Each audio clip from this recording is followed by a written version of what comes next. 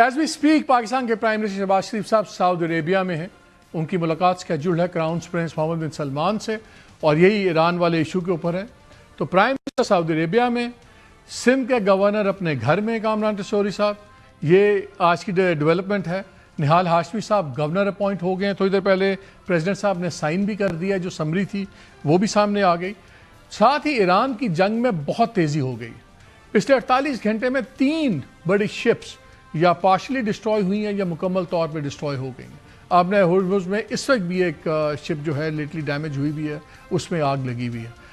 جنگ کی شدت بڑھ گئی ہے اور ابھی تک پتہ نہیں لگ رہا تھا کہ کوئی بات نہیں آئی نئے سپریم لیڈر سے.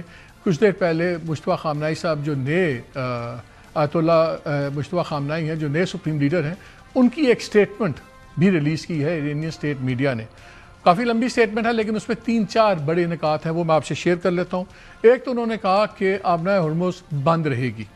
دوسرا انہوں نے کہا کہ جو مستقبل میں جو یہ امریکن بیسز ہیں اس خطے میں، ان کو بند کرنا ہوگا.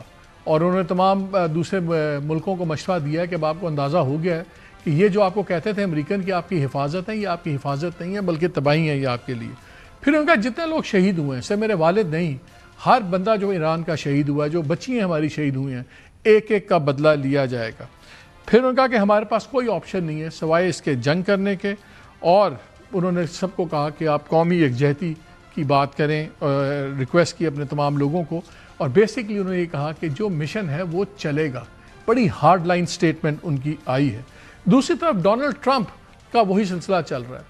5 منٹ میں پہلے کہتے ہیں جنگ جیت گئے ہیں، ختم ہو گئی ہے، پھر کہتے ہیں بس اب اٹس میٹر آف ٹائم، ہم چھوڑیں گے نہیں چھوڑیں گے.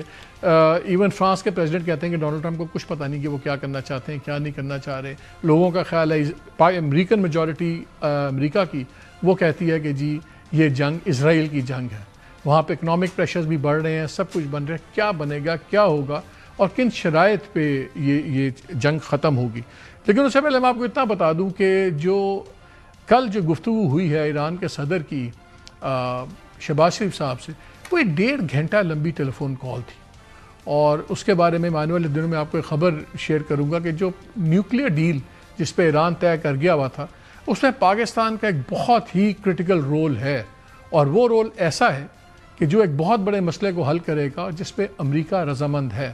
لیکن میرے اطلاعات یہ ہیں کہ اس پہ اسرائیل چھت کے ساتھ لگا ہوا ہے کہ ہمیں یہ شرط کسی صورت پہ قبول نہیں ہے. وہ میں آپ کو آنے والے دنوں میں خبر شیئر کروں گا، بکاز بہت ہی سینسٹیو خبر ہے.